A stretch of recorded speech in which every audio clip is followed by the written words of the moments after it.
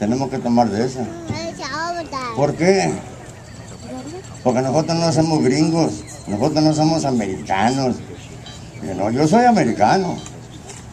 Yo tomo de donde a mí me dé la gana. Y ahorita está pasando que vamos a ir para atrás para eso. No, señor. Todos esos 34 KIAs killed in action. 34. At one time we had 1% of the total casualty of the United States. They had 34 or 30 or 17, and we had one.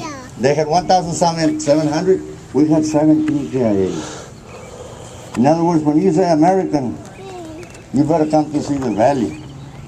But we are the Americans. We have contributed more to the freedoms of this United States, our way of life, than anybody else in this whole nation. So we're not going to take a backseat to nobody. And you all tell everybody, we are here to stay. Thank you.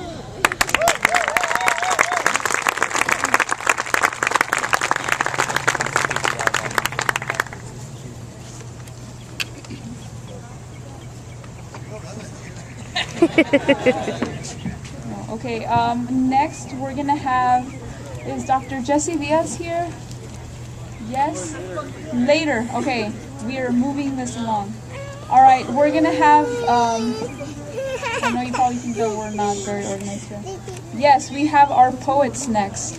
So here are our poets that are gonna be coming out. It is going to be Lady Mariposa. Veronica Sandoval is creative writing student here in the English department of Pan Am. Her writing has appeared in anthologies such as the Valley International Poetry Festival's Boundless and UTPA Pan American Gallery, Lung, an online journal, and Border Senses. Lauren Espinosa is a Master in Fine Arts student of the University of Texas Pan American. Her poetry has been featured in an anthology edited by Naomi Shuhab Nye entitled Time You Let Me In, 25 Poets Under 25.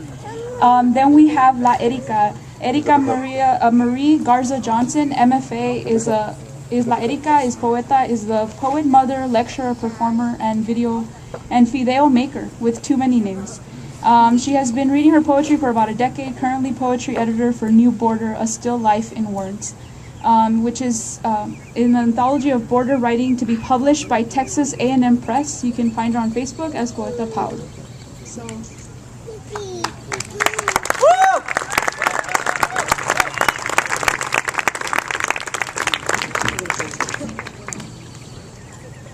Chicano power!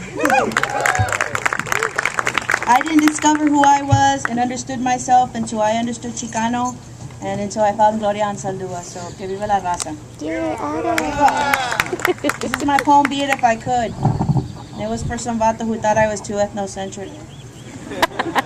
Be it if I could, unbrown the color of my skin, erase the embedded chest of my tongue, destacoñar las quinceañeras de tradiciones, shut the vatos down con sus periqueadas y pendejadas, forget the summers of trabajos and dehydration, dismiss the smell of tamales on Christmas madrugadas, abolish the corridos of my tío on repeat in su jardín, annul el rancho where my mother was born, launder the laughter of el Chavo del Ocho en la India María, expunge the crux of Chicano, etched into me and Tejano, nullify to noise the songs of Pedro Infante and Jose Alfredo, eradicate the Guadalupe of Juan Diego on the chest of sitting cholos, unwind the serape off the shoulders of breastfeeding mothers, evict the tios and the tias from the wood frame homes of El Barrio, erect structures around motherlands that could keep brothers from coming.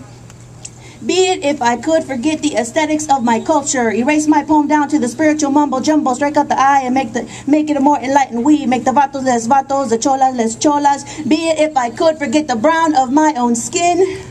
Then you might call me less ethnocentric. Then you might dub me more universal. Then Hispanics like you that have never learned your own literature or read your own history can comfortably forget that the mestizaje that is your blood, stirred by an acculturated spoon, has always been ashamed of the Indio you.